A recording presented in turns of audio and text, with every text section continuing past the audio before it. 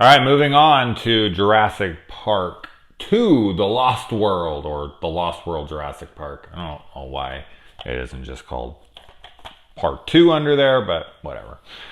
So I usually film on my front camera of my cell phone, but today I'm trying something different and filming on the rear camera, which has a much better camera. I can't see myself right now, so it's very weird. But I want to know if you see a huge difference or not. So let me know. I would like to be able to see myself. Maybe we'll be able to put a mirror there or something. And it's not for vanity or anything. It's just because I want to make sure I'm in frame. And then when I show you guys this shit, I can see where it is and when I get close up. So it's nice to be able to see yourself. And I can't at all right now. So as I said, it's very odd. So let me know if this looks better. And look at this. I'm a hairdresser, man. I'm always trying to fix my hair and get it right. And then I can't tell what's going on with my hair right now, so it's kind of driving me crazy. So this is a film that I've never been huge on, and I had more fun with it than I've ever had before. This is definitely my favorite viewing of this film, and I actually enjoyed it this time. I was actually a fan of this. So here's why we rewatch movies. It was fun watching it back to back with Jurassic Park. I don't know if I've ever done that before, but there was just a lot of callbacks to the original, and there was a lot of things that were addressed here that I didn't know if they were going to. And it felt very complimentary to the first film, watching them back to back. So I enjoyed that.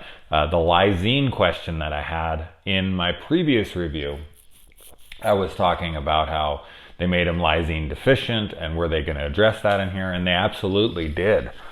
So I was really excited to see that, because I'm all about continuity, as I always talk about. We get a pretty grim opening here with a little kid being attacked on an island. She's like this rich kid, and she gets attacked. We find out that she's fine, but who knows what kind of physical and mental scars that kid has. I like that they brought back Ian Malcolm here. Of course, I would have liked to seen Dr. Grant. It's kind of funny that Malcolm and Grant were basically like the two main characters of the last movie. They were like the two big ones, and I guess his wife as well, Laura Dern's character. But it is kind of funny to me, because Malcolm gets his film, and then the next one's Dr. Grant's film. So it's almost like they split off, and it's like two different, they get their own flick. I thought that was interesting when I was thinking about that. I was like, oh, why did they just pick Malcolm here? And it's like, well, he comes back, Grant comes back for the next one. So I guess that makes sense. But yeah, having Jeff Goldblum head your film instead, I'm a big fan. I love the character. He kind of services a film better as maybe a secondary character a little bit. But I thought he did a pretty good damn job in this. I'm not saying that Jeff Goldblum himself can't carry a film, because he absolutely can. But I just mean the character, because he was kind of in the shadows in the first one. He didn't do a lot, really, when you pay attention. When I was paying attention to the first one, he has some great lines and quips and whatnot, but once he gets knocked over by the T-Rex and they get him in the Jeep, he really just kind of sits on a table for the whole rest of the film. He doesn't do anything else. I mean, yes, he's injured, and so his leg, he can't do anything, but I was kind of realizing, wow, once he gets hurt, saving the kids with the flare or whatever, he doesn't do anything else. I mean, he helps Laura Dern with the pipes and, look above you and, yeah, I love it. We get cameos here from Lex and Tim, which is really cool. This is set 4 years after the events of the first one, so they've aged considerably. We also get John Hammond back here. As I said, my memory is that he died in the first book, and this is based on the novel, the second novel by Crichton himself. So I don't know if Hammond makes an appearance in that book or not. I did not read that book. But he's in here, and I like his part, kind of trying to talk them back into the impossible, go back to the island, and Malcolm's just not having that shit. And he basically has to almost con him into it by getting his girlfriend, played by Julianne Moore, on the island before he even tells him about it. It's like, well, I knew you were going to freak out, so she's already there. In case you haven't noticed, your girlfriend's been missing for long enough to get all the way over to this, Isla Sorna island. And we find out that Ian Malcolm has been accused of lying. Like his name has been tarnished, that his reputation is flushed, that his tenure was revoked, that he was offered hush money and he didn't take it, and he was the only one that came forward and spoke against them. So I don't know if that means that Grant and his wife didn't, and they kept it hush hush, and maybe they took the money. I'm going to look for that in Jurassic Park 3. Hopefully that's addressed, and we get to find out if they did or not. Maybe Hammond was like, all right, I'll fund your shit for another 10 years or whatever. Just keep your mouth shut on what happened. I just can't imagine Grant not wanting to be in the limelight when it comes to the fact that he actually saw real dinosaurs. Like, that's his whole life. So, I don't know. I'm going to be looking for that in the next movie. Let's see if we get anything. We find out there is a Site B here where they breed the animals, although we did see them hatching on the first island in the Jurassic Park. So I don't know if they had just more over there, or that's where they raise them until they're big enough to then transport over. I thought he just said that's where they bred them. So maybe they breed them there, then but they don't breed them. That's not what I mean, I guess. I guess they raise them, but I meant more from the incubation of the eggs. And bred. When I mean bred, I mean just like they put the embryos in the eggs and whatever. So I don't know how that all works. That explanation seems a little wonky to me, but just because they had a few eggs there for the show, that doesn't mean that's where they made all of them. They could have sent tons of eggs over there. I'm not saying it's a plot hole. I just was like, but we saw eggs over there, so I don't know, whatever. I thought it was worth mentioning. We get Vince Vaughn in this movie, which Vaughn doesn't play a significant role, but he plays a big enough role, and I like him in it. I like Vaughn as more of a serious actor. The fast-talking, slick guy from, the Jon Favreau movies, Swingers, and Maid and whatnot.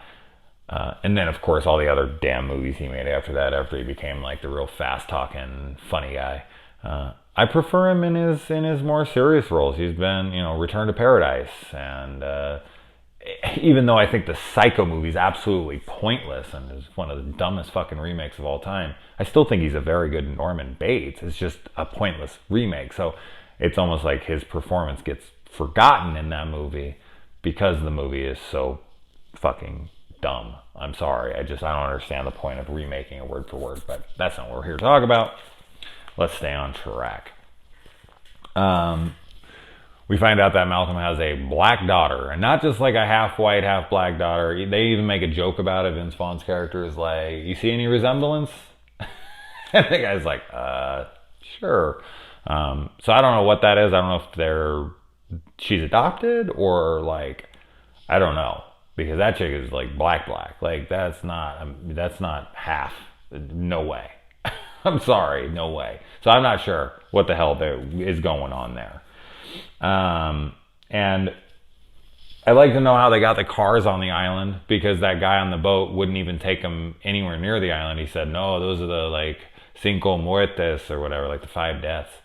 And they were like, okay, well, drop us off. And then we just see them on the island. And it's you would have to get so close to the island. You'd have to park it up on the shore and then let the trucks come down. And it's, as I said, I don't really care. I mean, it's movie logic, so it doesn't really matter. But I have to look at it and be how the hell did they get those on there? They don't float. And when you see the front of the island, it is just all mountainous terrain. And somehow they're just driving cars and these huge RV type things with double RVs through this jungle, and it's just they happen to find this huge clearing. I don't feel like most of that island would be able to be traversed by those vehicles, especially that huge fucking thing they're driving. How the hell didn't he notice his daughter was in the back of that thing? They were on the ship with that thing. They were traveling with that thing for a while, and no one looked back there. She had a sleeping bag and food, and it was dirty everywhere, and she would have had to go to the bathroom, and she would have had to make something. And they were it's so ridiculous that she was able, they didn't even attempt her being in some kind of hiding spot that would be like, oh wow, that she really wouldn't be found, like inside like a shipping container or something. Like she wouldn't have anywhere to go to the bathroom in there either. But I'm just saying, like, there's no way that she was able to stay out of sight, and with all the trash everywhere, they wouldn't have noticed walking by it as they were walking. It's silly. That's just damn silly. And let's see. We get another hunter here that kind of replaces. I almost feel like this is a, I don't know, a redo of sorts for that Australian hunter that's in the first movie. They brought like another one in who's obsessed with wanting to kill a T-Rex, and that's like the whole reason he's there. He's like, don't even ask me why. This is my shit. And you know why. I mean, the guy has hunted everything. He's there. Hunters like that are fucking cunts. Sorry. I can't stand people like that. But regardless, he wants to go out and he wants to do the big game. He's taking down the lion and every other damn thing, I'm sure.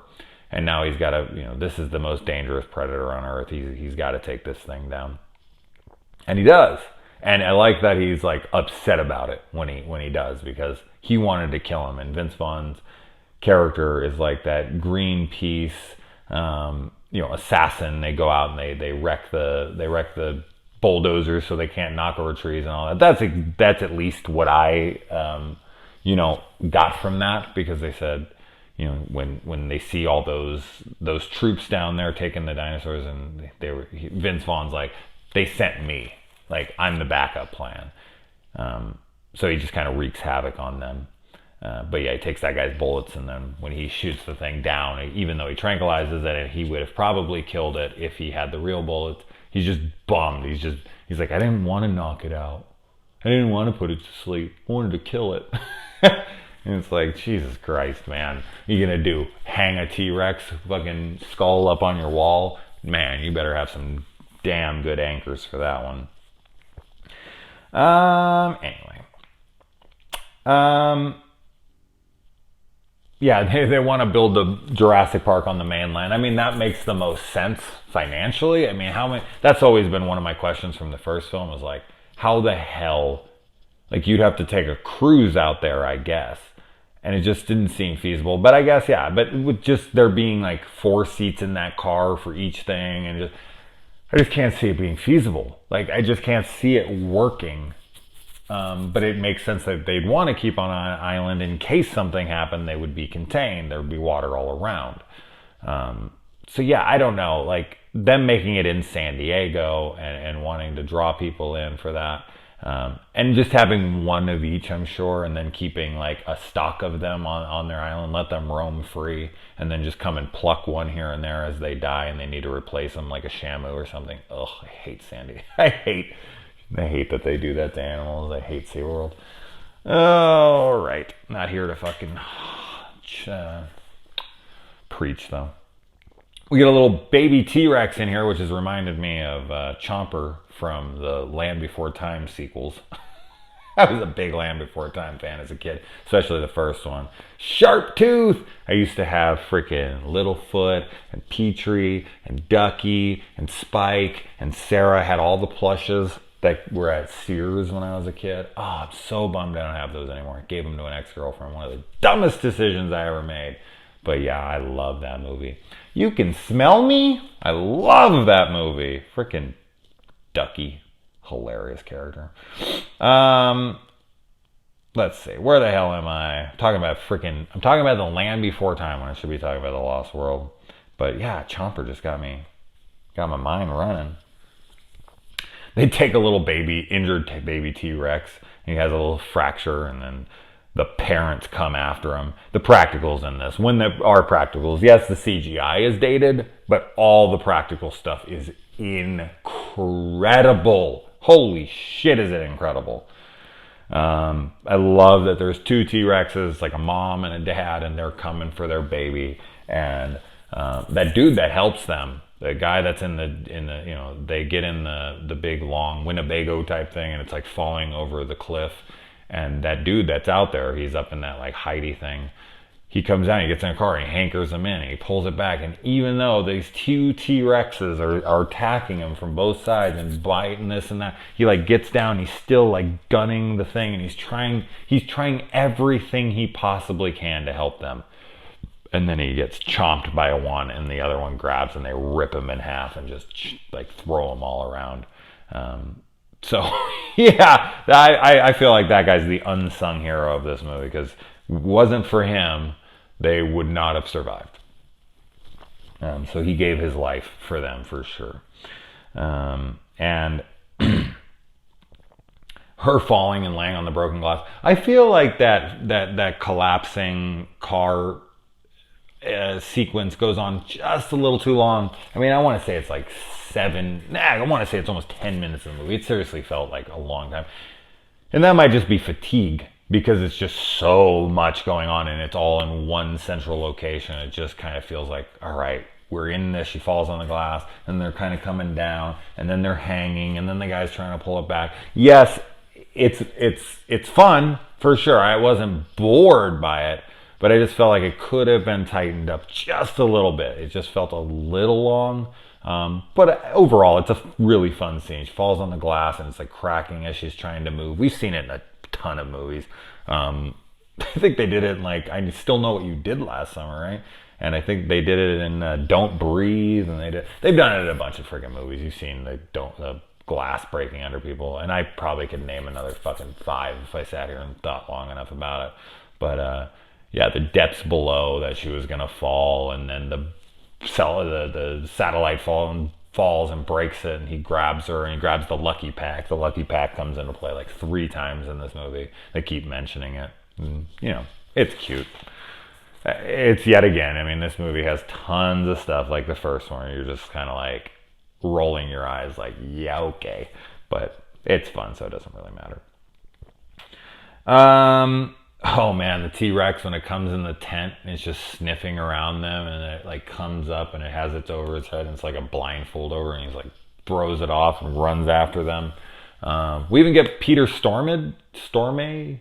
How do you say that guy's name?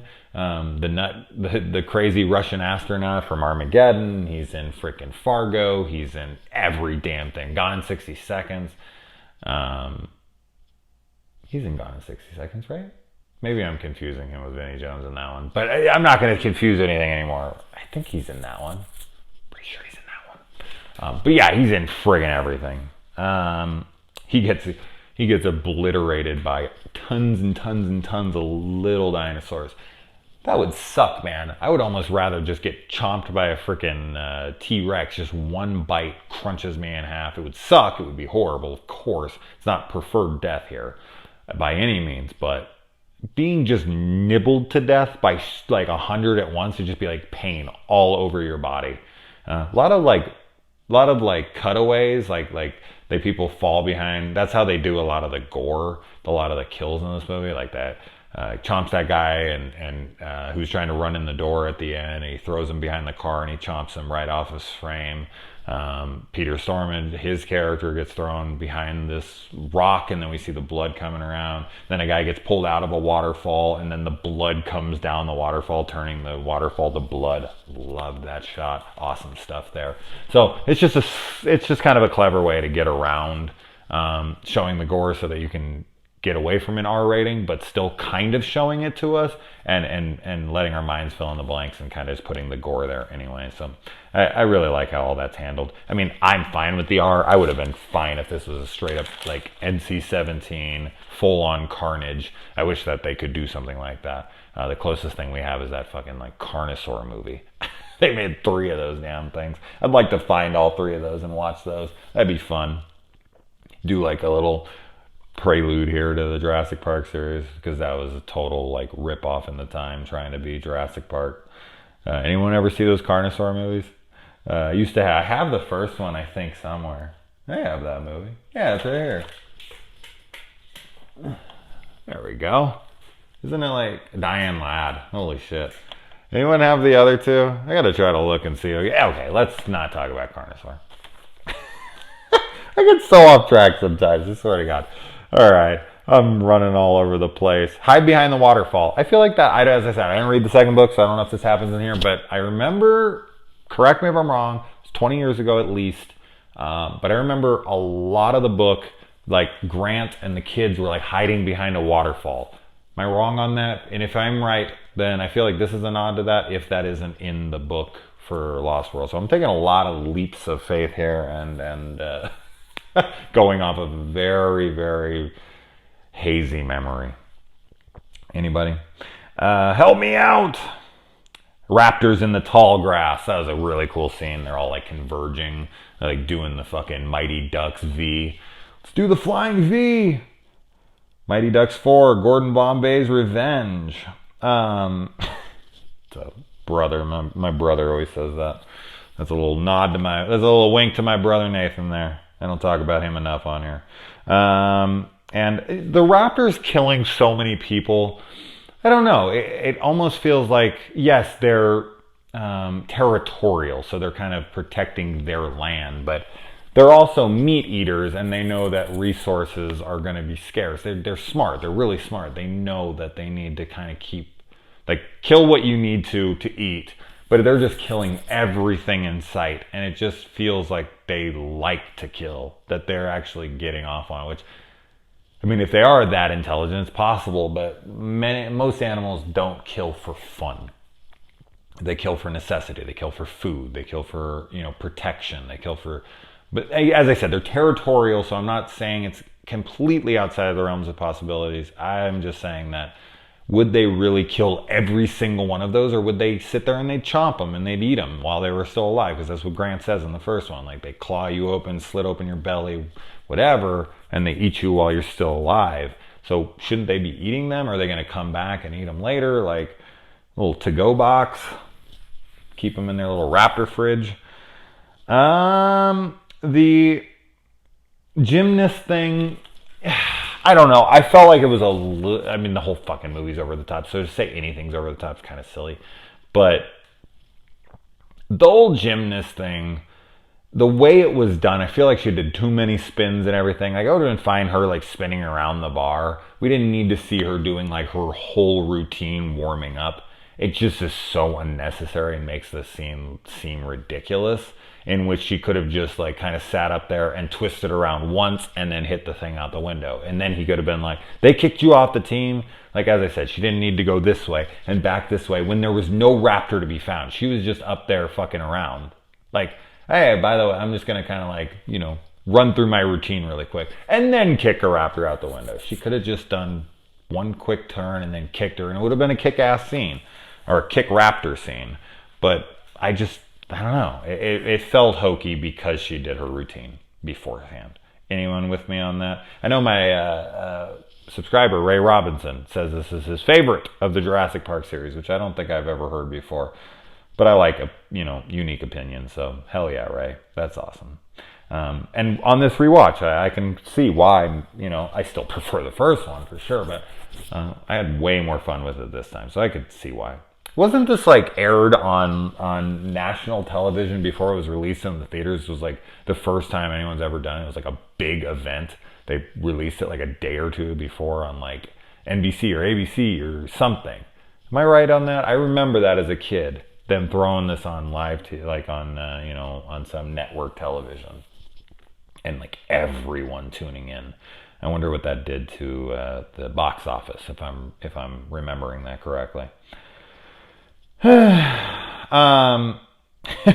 they finally get everything settled out, and they get the T-Rex. They're transporting it back, and I love that they're waiting at the harbor, and they just look, and the ship's just coming in and just plows into the fucking harbor, and the T-Rex comes out. How the T-Rex is locked down there, and the guy up there is like dead with his arm bitten off, closing it. I don't understand. There's only one dinosaur on the whole ship. How did he bite that guy's arm off and get trapped below decks with that thing closing on him? That didn't really make any sense to me. How he's too big to maneuver around that ship. I feel like people could have hidden below in certain areas and in closets or whatever. Like, he couldn't have killed everyone on that ship. I mean, maybe there were people hiding still. I mean, I guess that could be argued, that not everyone was dead on the ship. There were people hiding below decks, but he killed the main people that could steer the ship, and they didn't want to come back up. So, as I said, I guess that's possible. But just the fact that he was trapped down there still, and he wasn't on the front of the boat, like that thing could have hit, and then he could have just jumped off. But I liked like the ghost crew, so I'm all about that. I'm a fan of stuff like that. like Triangle, or what Deep Rising? Is that what the fucking movie's called? Or yeah, plenty of other damn movies. When they get to boats and the boat's empty, Ghost Ship, fucking Death Ship, and every ship movie with a horror. Then he gets loose in San Diego and he's just tearing shit up. I think what was most disappointing to me as a kid going to see this in theaters was I was expecting like dinosaurs loose in the city for like half the movie at least. And it doesn't happen until like the movie only has like 15 minutes left. And I don't know, like rewatching this and more of like an adult eye, more of like, a mature, me calling myself mature, that's a fucking joke. But for argument's sake, a more mature eye than I was when I was 12, more like 15 now. I guess I can see why it was kind of held back. Like it was reserved for the climax as opposed to like just overdoing it with just the dinosaurs stomping through the city for too long. It would have been too much. So I kind of understand now when I watch it that why they made that decision. But however, I was 1997, right? This came out. I was 15. Jesus. I don't know. My 15-year-old bloodlust couldn't be quenched. I just wanted to see that, like a couple T-Rexes and some raptors running through the city and just wrecking shit. So hopefully we'll get that in Jurassic World Fallen Kingdom, because I know they get into town, because that trailer shows way too damn much. Oh my God, that trailer shows too much. Dad, Mom, there's a dinosaur in our backyard. Oh my God. No kid parent would believe that. And if I went back there and I saw a dinosaur, I don't know what I would do. I don't know what I would do. I'd probably just fall over dead. That poor dog gets chomped. Oh, poor doggy. I love all the fake movie posters that are in the video store when he busts through there and the guy runs through. Like there's like one with like Arnold Schwarzenegger in some freaking William Shakespeare movie, and there's a Tom Hanks movie, and I want to freeze frame. It's like quick, 2 seconds. I looked at it, I was like looking around really quick. Kind of reminds me of like Last Action Hero, where they go in and they see Stallone is the Terminator, right? Is that right? I haven't seen that movie in forever. Oh, I loved that movie when I was a kid. It was so ridiculous. Such a fun movie. T-Rex wrecking town, coming up and hitting himself against the bus and roaring in the city and grabbing that guy and throwing him and chomping him, and it was fun. It was really cool to see him chomping around in the city. I mean, watching this again, that was ambitious as fuck. I mean, I can't even imagine what these special effects people had to go through to get that done. It must have been incredible. Like that, the main figure dickhead that made all this happen goes down there. Why the hell he would walk down there? I guess he wants his little baby T-Rex back, but he goes down there and he fucking tries to get the T-Rex back. The big T-Rex comes in. Mama T-Rex. Mama's angry, or Mama's really angry or something. Goes down there, tries to get it, and the T-Rex comes in, chomps his leg, makes him like a wounded animal, throws him on the ground, and just kind of keeps him down so that the baby can go to town, like his first kill. Like, make Mama proud. Like, it's your initiation as a T-Rex. Time to get your first kill under your belt. And then they get it tranquilized and back, and they're throwing them back on the island. And we see that they've paid it off so that this island can just kind of thrive on its own, that they're going to make it a wildlife reserve of sorts. And I would think that would clear Ian Malcolm's name. Like, it's all out in the open now, so hopefully he gets his tenure back, and hopefully he's recognized as the brilliant mathematician and whatnot as he was before. I don't know how many well-respected people are out there like that now in the public light. I don't know any. I don't follow that stuff per se, but I don't know anyone who can tell me like famous scientists all that much outside of like people in the science community. And even them, I think they'd have a hard time doing it, but whatever. His name, whatever that means to him and whatever means to his life, hopefully has been salvaged. So anyways, hopefully this is recording. I'm gonna seriously fucking cry if like I'm out of frame. I can't see anything. Could have stopped recording an hour ago. Please don't let that happen. I'll freak out. I will be so bummed. Oh my God, please. Because if you don't know, my last review for Jurassic Park didn't. I took a 40-minute review. I have no idea what this is even running at this moment. But God, please be there. All right, guys. Good night.